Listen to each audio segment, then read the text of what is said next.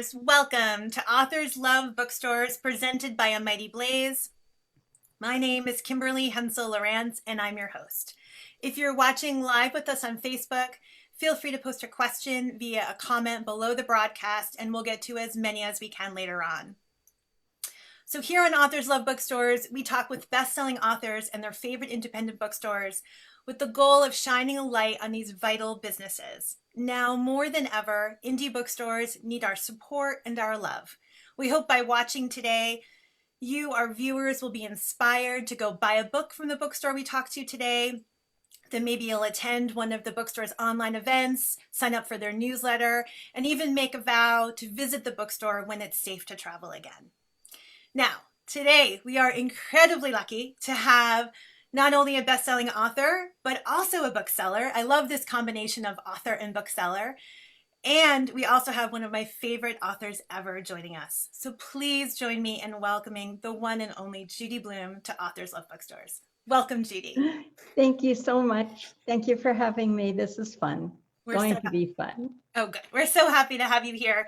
Judy has a special guest, so we'll bring that special guest out in a couple of minutes. But first, I want to share a little bit about Judy's bio for those of you who are just tuning in for the first time. Now, Judy Bloom really doesn't need an introduction, but I will say that I am one of thousands of people who have had a profound influence on our lives by the stories written by Judy Bloom. I was a young girl growing up in the 70s and 80s in New Jersey, and I saw myself on the pages of her books. I learned about puberty and sex and first crushes and love, bigotry and divorce and loss, the intricacies of family and the power of friendship from a Judy Bloom book. I also learned the complexities of childhood and young adulthood make for fascinating reading, even when you reread them in your 40s, which I've been doing this past week. And one of my great joys as a parent was sharing my beloved Judy Bloom books with my children.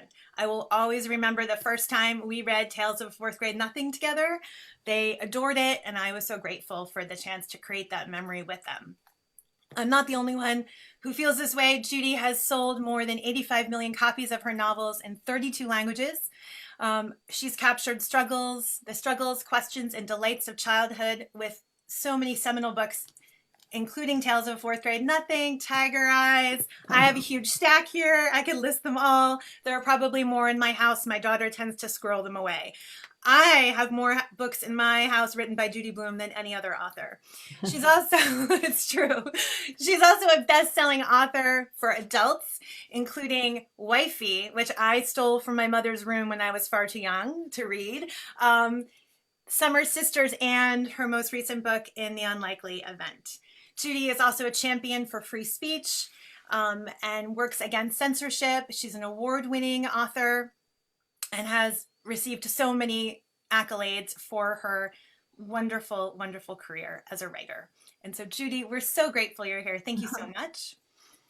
Now, in addition, she is also a bookseller. So Judy is part of a team of people who own Books and Books at the Studios in Key West, which is a bookstore that opened up 4 years ago. And Judy, can you tell us what was the idea to create this bookstore?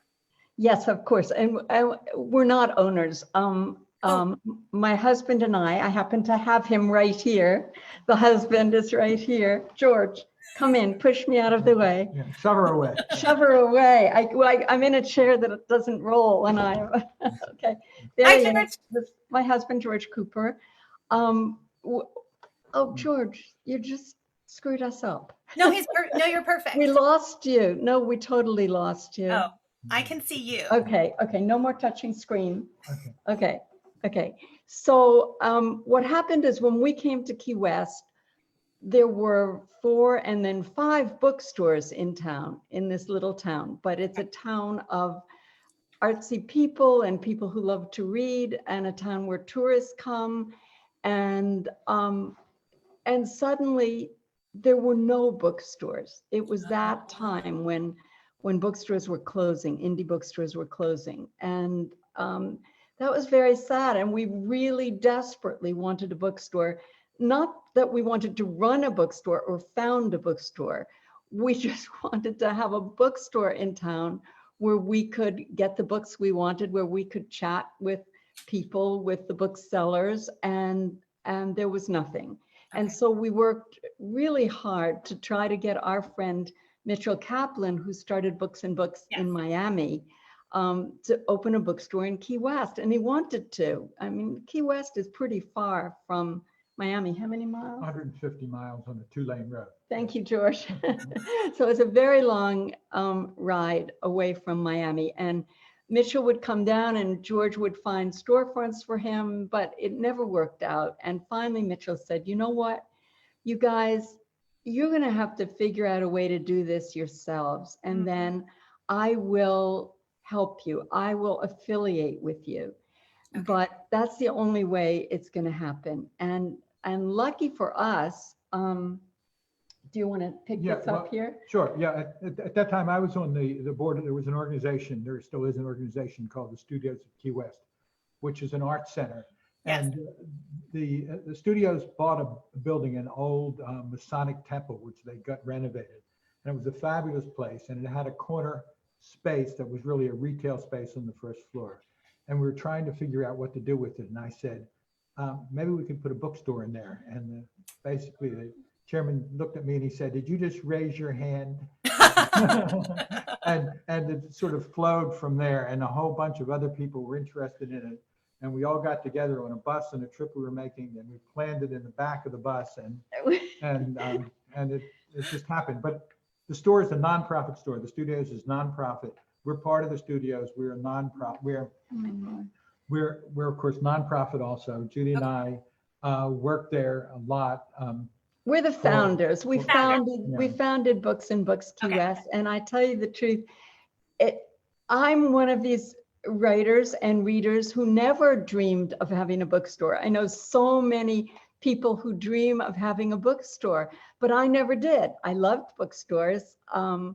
You know, from the time I was little, I got an allowance every week, and I went to the Ritz bookshop in Elizabeth, New Jersey.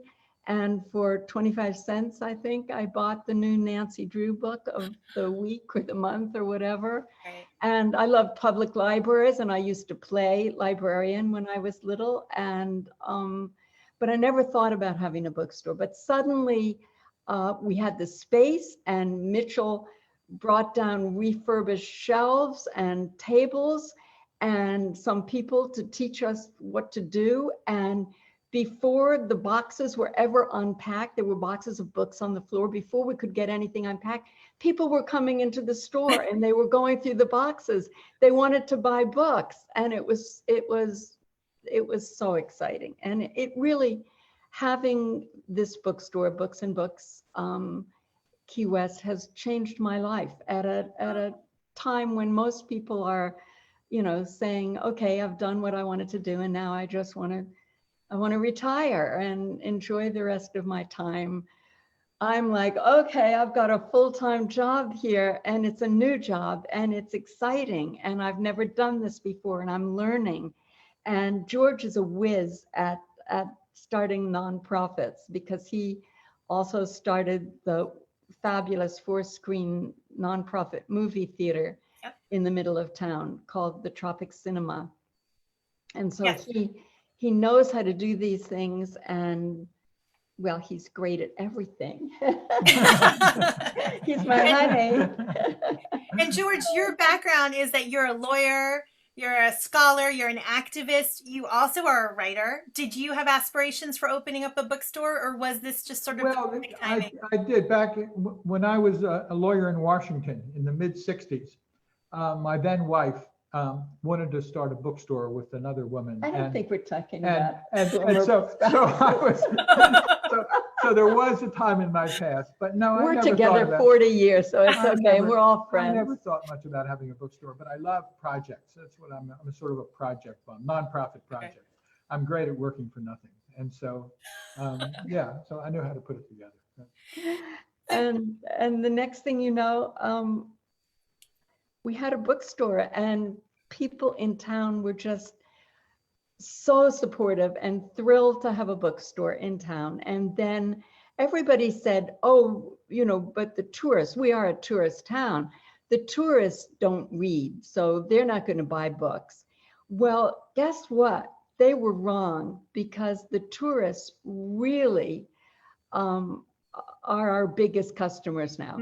We depend on the tourists, and they do buy books, and the locals are great too. And the locals have been, helping to support us through this terrible time with phone and online orders. And well, we can talk about that. Yeah. I mean, it's a terrible time for everybody. Yes.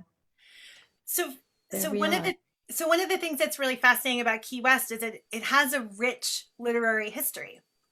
So many writers have made Key West home or have vacationed there. We think Ernest Hemingway, Tennessee Williams, there's such a long list. What is it? You only know those few. Actually, we put together in our bookstore, one of the features of our store is we have a pantheon running around the top of the bookstore, around the rim of the store, of the names of all the famous writers who have worked and lived in Key West. And you mentioned Hemingway and Tennessee Williams. How many do we have? We have now over 40 authors who Wow. are Pulitzer Prize winners or famous bestseller writers. All that is around the top of the store. So What is it about Key West that attracts so many talented writers? What do you think? What is it? What makes it so special? It's a great place. It's a place, if you want to get away, if you want to get away from the United States into a laid back place, but you don't want to leave the United States because you need regular FedEx and telephone. So Key West is the place. They say the reason why people are in Key West is because they ran out of road. It's the end of the road. It's the end of the road. It's the end of the road. You jump in the ocean and that's it. We're the southernmost of everything. Yes. And it does have that history, and it's got so much life to it. When we came here, we came like most people. It was winter in New York, and we came for 1 month. I was trying to finish Summer Sisters, actually. And the month ended, and I think we tried to stay in longer, and then the next year we rented for longer and longer, and it just kept getting, wait a minute, this is really getting to be like home. And so we've lived here now for 25 years. Wow. I think. Yeah, we're old timers. We're what they call freshwater conchs. When you've lived in Key West for enough years, you can become a freshwater conch. George has a certificate that he is a real honorary conch because of starting the Tropic Cinema. Okay. But I'm a freshwater conch and proud to be it. What makes your bookstore quintessentially Key West? Other than the names around the top of the store, how do you reflect the uniqueness of the city in your bookstore? I should let you answer. But I think one of the things is the energy of our small staff. It's just, Key West has energy. That's what it has. And I think that's what people fall in love with when they come. You either fall in love with Key West or you say, get me out of here. But there are a lot of people who came to Key West thinking that it would be a lovely place to retire. And they get caught up in the energy, and everybody is doing things all the time, and they're volunteering. And we have wonderful volunteers who work at our bookstore. And, somebody was once a professor of poetry, and she comes. It's just the energy of the store. You never get just like, yeah, over there, you can find that there. No, they're jumping out with you. Let me show you, let me help you, and talking to people. It's just that kind of place. And I think our bookstore really reflects that. I guess so. Now the two of you, doesn't she have great energy? She does. Yeah. She does. And you were mentioning to us before we went live that you spend time in the bookstore in the pre-pandemic times. Pre-pandemic, I worked full time. I just feel that, the book that you held up, In the Unlikely Event, is my thank you, is my last novel. Was published, I think, 5 years ago. And it is the last novel that I'm going to write. Okay. But the bookstore, I got lost. What were we at? What was I answering? I was talking about the fact that you spend so much time in the bookstore. Oh. Bookseller, and what's that experience like? So the bookstore gave me this wonderful excuse not to have to write, because it gave me this creative, I just think 50 years of writing can be enough. Maybe to say what you wanted to say. Oh, there's one more thing I wanted to do, but that's another story. But here I need this creative energy in my life, and the bookstore allows me to go to work, 4 days a week, maybe sometimes 5 days a week. I'm at the store and I'm learning all the time, and I'm doing my job, and I love it. I just love it. I love putting the books on the shelves. I call it petting my books. Somebody calls it zhizhing her books. I mean, I think everybody who works in a bookstore calls that something. It's you come in the morning and it's like, hello, books, I love you. And you're talking to them and you're moving them all around and you're doing new displays. And it is really very creative. So I love my job and I miss it terribly. Now, do people come to the bookstore just to meet you? Do you have those visitors who come in? The OMG? The OMG? The OMG moment? George, Yeah. I probably would have been an OMG myself. Sometimes they come because they know Judy's there, but the best ones are the ones who walk in and they say, they walk over to the children's section with their children and you hear them talking. See that woman? Yeah, those books, those are the books I read. I wonder whether she's still around. And all of a sudden, whoop, she pops up. Yeah, she is still around. Or somebody will say, you look a lot like Judy Bloom. And it's like, okay, yeah, right. Or they'll see my picture in there. But a lot of people now, we've been open 4 years. So a lot of people make it a destination. Key West is a destination for a lot of things. We have destination weddings and we have destination bookstores. And so they do come in. And I think, the ones who are coming now may be disappointed, but I'm still signing books. I can't be on the floor right now. Right. But it's the only place where you can buy a Judy Bloom book and get it autographed personally to you, guaranteed. And even if you order it online or on the phone, the bags, curbside pickup, we pick up the bags and bring them home and we sign things. Oh, yeah. And I do want to have time to talk about the starter libraries that I put together. I love my starter libraries. So I want to just say that the website of your bookstore is booksandbookskw.com. So people can go there and order any book that they want from your store, including a signed Judy Bloom book. So that's just something for people to keep in mind as we continue our conversation. Yes, we are a full service bookstore and we have a lot, how many titles? Many titles. 5,000. 5,000, but anything that anyone wants, we can get for you. Yeah, I mean, and we are affiliated with the Great Books and Books bookstore in Miami. We call that the mothership. And I call Mitchell Kaplan my guru. Okay. So yeah. So one of the things that tell us about their starter libraries. Yeah, one of the things that we've come up with is a starter library as a baby gift for the babies in your life, and it started because a very good customer came in one day and wanted us to put together a starter library for a baby who is about to be born in her life. And that's really where it all started. Mm. And she's a fabulous customer and her starter libraries are major. A starter library can be as small or as large as you like.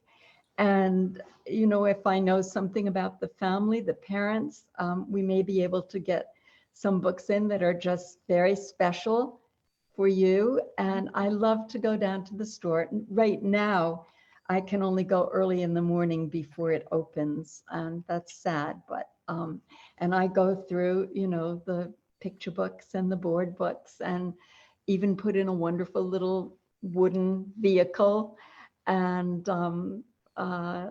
little books that are wash and wear books. You can put them in the bathtub. You can. We didn't have them when my kids were young. They just chewed on regular books, and it's just great fun. And I write a personal note to the parents, helping them to welcome their new baby, and we do love to do that. That's a wonderful gift for someone. And the Even fact that for a 1-year-old, we just did a happy first birthday. okay. Here's your starter library now that you're 1.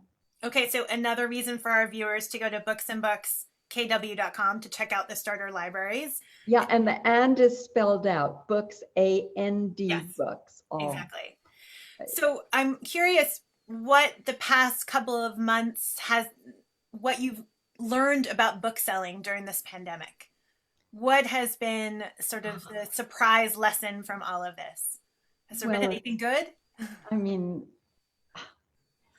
yeah, the good along with the horrible. Key West closed down. George and I stopped going to the store, I think March 14th. We've been in isolation basically since March 14th, when my son called, and I knew that he was right when he said, "You can't keep going to the store. You cannot do that. Look at the two of you." We think we're young and active and vital and all of that, but we are of a certain age, 82. And he said, you just can't do that anymore. And so that's when we started to isolate. The store never closed, but it closed to browsing when all businesses in Key West were closed. I don't remember the date of that. Yeah, March 15th. Somewhere in March. But we came up with, order by noon and get your book before 4. And oh, wow. I know we have the most amazing, tiny staff, but amazing people who just, I think, love the store as much as we do and care that much about getting books out to people. So they were there for phone, online orders, and making deliveries. Okay. The masked deliverer would hang it on your doorknob. And so we were doing that. And then we opened again, I guess in June. Yeah, June. June 15th, something like that. But what we're doing now is you can call and make an appointment for personal shopping. As my sister-in-law, who loves books, said, "Oh, that would be such a thrill to, have my personal time, alone time in a bookstore." So you can make an appointment for personal shopping from 10 to 12, and from 12 to 5, we are open. You can come in and browse and shop as you would have. We can't let more than a certain number of people in at a time, but I don't think that's a problem right now. And everyone must wear a mask and put on gloves when they come through the door. The gloves are waiting for you. And that's what's happening. And yeah, the good is that people, people need to read right now. They do. They need to read. They need books for all the kids at home and the grandkids, and everyone needs books. I know I do. And what have you been reading during the pandemic? Was there anything that you read that offered you a lot of solace during this time? Oh, I've read so many books. I can't even, this is terrible. I can't even remember them all. I can tell you what I'm reading now. Sure. What are you reading now?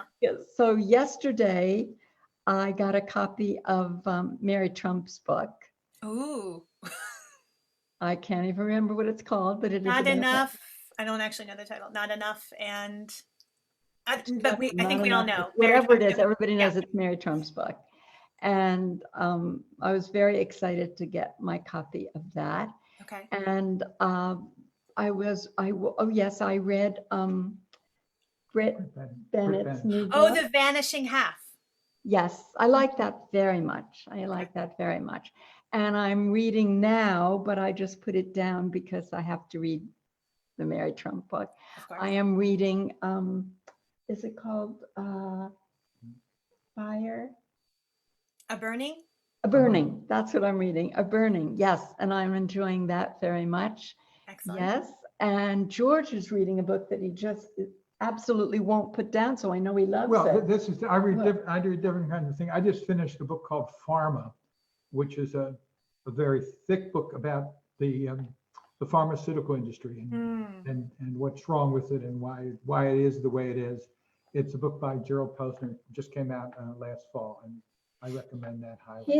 He's our great nonfiction reader. And, you know, we have staff recs at the store, which is great fun. That's recommendations. Yeah, of course. Is there a Key West author that you would like people to have pay more attention to? Someone, if you have a tourist who comes in and says, I want to read a book that takes place in Key West, that's written by someone from Key West, do you have a go-to? Every tourist who comes in says, yeah, they do. And, you know, there's a wonderful, very tiny new book. Oh boy, I'm really bad at this. Lee Smith, wonderful writer, has written a book called something Motel. What's the name of the motel? Downtown. Blue Orchid. No, Blue Blue Marlin. The Blue Marlin. The Blue. Okay, the Blue Marlin. It's good we have each other. The Blue Marlin, and that actually, it's a very small novel that is almost like a memoir. Okay. And Lee wrote that about her time when she was a young girl and her parents brought her to Key West. And it was at the time that Operation Petticoat was being shot as a movie. And so they went into this motel not knowing that Cary Grant and Tony Curtis? Tony married to Janet Leigh. Tony Curtis. Tony Curtis, yes. This girl is good. Tony Curtis. They were all staying at the Blue Marlin Hotel during their time there. And so it's a charming book. So that's the book. When somebody comes in now and they will say to me, I want to read something that's set in Key West. And I'll be able to hand them this book. George has made a list. Well, we have a whole Key West section of books about Key West or by Key West writers, and we've also put together a guide to the literary pantheon. It's just a little thing that you can get that has sketches of all the Key West writers. Is this coming out the right way or the wrong way? No, it's perfect. Yeah. Oh, okay. And where can my screen? It's everything is wrong. George, where can people get that? From the store? From our store, right. Great. So I think especially now with people being stuck at home, they're dreaming of a place like Key West. This is a great way to immerse themselves in the location by reading some terrific books. Great. We love it. Speaking of terrific books, Judy Bloom, I need to ask you, are you there, God? You've got such old copies of. This is my original Tiger Eyes. I know. I but mean, they don't. Those covers don't exist anymore. I know. None of those covers. But when it's good, you keep it. So you keep it. Yeah. I kept it. So, Are You There, God? It's Me, Margaret turns 50 this year. She does. She does. And my 10-year-old found Are You There, God? It's Me, Margaret, and read it on her own. And I reread it because I thought I haven't read it since I was a kid. And it's incredibly relevant to kids today. Like all of your books, I've been rereading all of them, or most of them. They are so relevant to kids today. I mean, maybe they don't text or they're not on social media, but the sort of the way that kids feel about themselves and the changing world and puberty and like all those emotions are still so relevant today. I guess it's the human condition. It is. You know, when I wrote Margaret, I had no idea what I was doing, and I didn't know anybody who had ever written, and I didn't know anything about writing. I didn't know anybody who was published, but you know, it was all there inside me, and I think that kind of spontaneous, you know, gut writing from deep inside. I think when you do that, I guess I never dreamed that I'd be sitting here talking about a book that I wrote 50 years ago. It seems crazy, but yeah, when It's going to be a movie.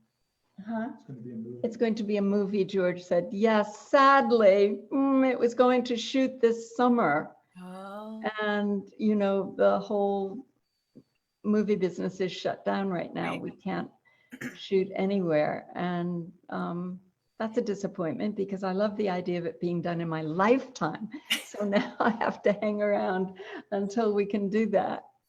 Do you ever think about your characters? So Margaret, if she were a real person, would be in her early 60s. So she'd be in menopause as opposed to puberty or past menopause. No. Margaret will always be 12. Always And be she's 12. never going to. I get so many letters from women who say, how about a book about Margaret in menopause? And it's like, no, she's not going to go into menopause. She's going to stay 12, and Fudge is going to stay whatever he is, first grade or something at the end of the series. No, that's. They're going to stay. I love it. That makes sense. That's Frozen why in they're so time. special. I will say that one of the things that struck me when I read Margaret was how fascinating the grandmother was. So the grandmother had this like great life where she jaunted off to Florida. She had a boyfriend. And when I read it this time as an adult, I thought, I want a story about the grandma. Yeah, well, you know, when I wrote it, I remember this very clearly because I don't know, maybe I was 30, maybe I was in my late 20s. And here was the grandma, and it was like Margaret is saying, my grandma is very old. She's 60. Yeah. Which now strikes me as very, very funny that I would say that, since my kids are in their 50s. But that, you know, that was what I was thinking then. And of course, grandma is very young. Mm-hmm. She's 60. Yeah. And the other thing I observed when reading your books was how rereading them, I should say, was how the parents in these books are complex. So there's the mother in Blubber who's trying to quit smoking and who's working full time and balancing childcare. You know, the mother in Margaret who's estranged from her own parents because she married outside of her faith. I can go through all of them. There are these parents that have their own distinct issues from the children and their issues. Was that deliberate when you wrote the books to make the parents as interesting as the children? nothing was deliberate. Nothing was deliberate. Nothing was deliberate. I told you, I didn't know what I was doing. I was just telling a story. As you know, I'm thrilled that, you know, you can say that to me now, but truly I never knew in any of the books. I think maybe by the time I got to Here's to You, Rachel Robinson, which is one of my favorite and I think most complex family situations, you know, where the mother's a lawyer and she's going to become a judge, and the father is a high school teacher who swigs Pepto-Bismol before the start of school because he's very anxious every year about it. And the brother who's I can't remember the word I want to use. What do I want to use? He's rebellious. Yeah, but that's not the word.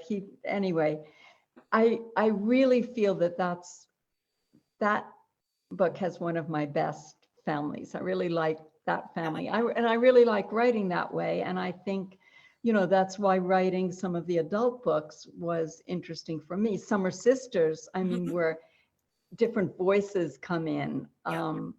And so you get to see everything, a little bit of everybody. I really, really like that. And that book didn't work at all. It went through 20 drafts. It didn't work at all until I let those voices come in And particularly the men in the story have those voices. Yeah. It's almost like that book, and also this one to an extent, like the shape of the novel is a prism, right? And so you sort of shift it around to see the picture, but in slightly different angles from who is talking. I love that description. Thank you. Well, you know, I say that the book I was born to write, and I don't know why it took me so long, 40 years, is In the Unlikely Event.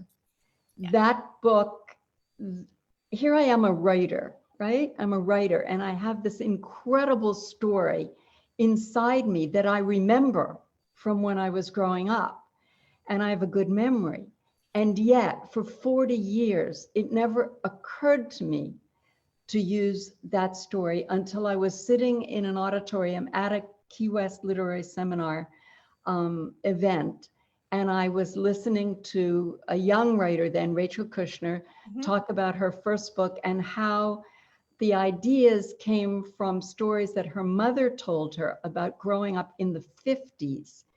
That happened to be in Cuba, but what went off in my head was in the 50s, oh my God, I've got this story and I have to write it. And before I ever left that auditorium that afternoon, it was like I saw the whole thing. I saw the different characters, how I was going to tell this story, everything. And I started that book the next day. Wow. And I do believe that's a great book for me to end on, because it's the book that I feel was there all the time. And I'm so glad I had the chance to tell it.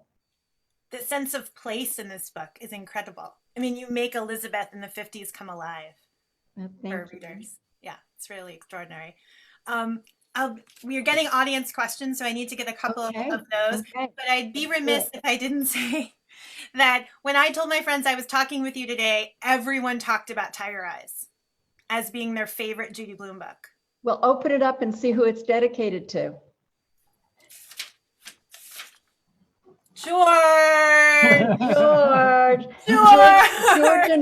George and I had just met, and I was having trouble, of course, because I always have trouble when I write. But I was trying to tell this story. And so that's the first book that I finished after we got together. We've been 40 years together. So yeah. And you know, Larry, my son, and I made a movie based on Tiger Eyes. Yeah, I know. You can see it somewhere. I don't know. No, maybe you can't. No. Oh, well, imagine that you can. So our audience wants to know, you mentioned earlier that there's something you wanted to do, but you haven't yet done. Oh, that.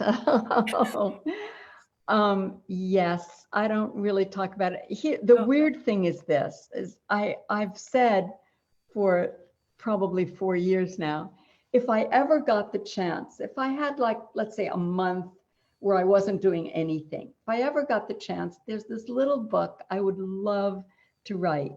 So now I've been in isolation at home in Key West for going on 5 months. And why haven't I done it? Do I want to tell you what it is? I don't know. It's a small book. I can see it, you know, I mean, physically small. And it's kind of my life from 1 to 13. Oh, okay. And it's told through the family, well, the people in my family. I tell about all of them. I have great stories about all of them. Okay. And will I ever write it? I don't know. It lives there. It's there. If not for my audience, I should at least put it down for my kids, for my family, because they don't know any of these people or any of these stories. We have another question. Did you keep a diary as a child? Oh, yes. Okay. I kept a diary. I have none of them left. Oh, what happened to them? I don't know. But the most, I guess the most important one was when I was a teenager, 16, 17. and I came up with, it was like a day book. You know, my father was a dentist, and he would get these day books from insurance companies, and he would bring it home to me. So I would always have this little day book. And I had to come up with a secret language so that if my mother was spying, and I knew that she would be, she wouldn't know exactly what I was talking about. And this had to do with, you know, my life as a young woman and meeting boys. So I liked boys a lot when I was 16, 17. As one does. I had a lot of adventures, a lot of boy-girl adventures, and I wrote about them all that's basically what I wrote about. And I had rubber bands that I put around the pages in a certain way so that I would know if my mother had been in there. Now, my mother was so shy and quiet. She would never have said anything to me. So in a way, it wouldn't have mattered. Maybe she would have told my father something and he would have talked to me. That he would not have scolded me, but he would have wanted us to talk about it. But by then, you know, I didn't want to talk to him about certain things. Yeah. You have to talk to your kids about sex and all of that way before they're involved, I think. Yeah. So that it's easy, you know, answer all their questions when they're young, see what they might want to talk about then. Read the books that they read. Well, I mean, your books are, I think, an excellent way to talk about sex and puberty and relationships with kids. You can, if you don't have the language, you could read a Judy Blume book together and use it as a jumping off point. Use the characters. Yeah. I've always said that. Yeah. Use the characters. Yes. That's what I do in my house with my kids. When they ask a tough question, we go to the library and get a book out. They're very lucky. Oh, well. We're coming near the end of our time. So I just want to ask a couple quick questions. Okay. One of our audience members wants to know, who are Judy Blume's favorite authors growing up, or who were your favorite authors growing up? So growing up, I was a reader, so I would read anything, but my very favorite was Maud Hart Lovelace and her wonderful Betsy Tacy books. Okay. And they are still wonderful, and they're still available. And I'm sorry, I don't know why I never gave them to my own daughter to read, but I didn't. And they're wonderful books. And there are a lot of women authors today who grew up with those books. And if you ask them, they will tell you also. Maud Hart Lovelace, she wrote wonderful books. Excellent. And what else do you want to leave our audience with about the bookstore? Is there a big event coming up online you want them to check out? Oh, we just had a big event a few days ago for Jim Carrey's new book. And yes. We were the only bookstore doing this. We and the mothership in Miami did this event together, and I got to introduce Jim Carrey. Oh, and I like Jim Carrey, so that's very exciting. And you can see it. It's on YouTube. If you Google YouTube, Jim Carrey, Judy Bloom, okay. I'm sure you can see it. And he was deep. He went deep in his conversation with Mitchell Kaplan, and it was quite an event, hasn't it? Yeah. Yeah. Anything else about the store that you want people to know about? Go to your independent bookstore wherever you live, and whichever indie bookstore is your favorite. And if you can't go right now, you don't feel okay going to a store, call them up or visit them online and get your books there. You know you want to read. You wouldn't be here today if you weren't readers. So do that. And of course, we welcome you at our bookstore anytime. Great. Anyway. Thank you. I am breaking my heart into pieces by ending this conversation. This is such an honor. Thank you so much, Judy and George, for being with us today. Thank you, George. What an honor it was to spend a little bit of time with the two of you. We wish you continued success with the bookstore. I look forward to the day that I can come to Key West and see it for myself. Oh, we look forward to that day too. Please. We do. On my list. Hopefully soon it'll be safe. Okay. So to our audience, please be sure to check out Books and Books at the studios online at booksandbookskw.com. That's books, A-N-D books, KW.com. And to learn more about Judy Bloom and her wonderful career, you can visit her on judybloom.com. She's also very active on social media, so you can follow her on Twitter or other platforms to see what's going on in her life. Thank you so much for supporting indie bookstores, for supporting us here at A Mighty Blaze. Please join us back here next time for another edition of A Mighty Blaze's Authors Love Bookstores. Until then, be well and keep reading. Thank you. And thank you Thank you. so much. It was great. Oh, good.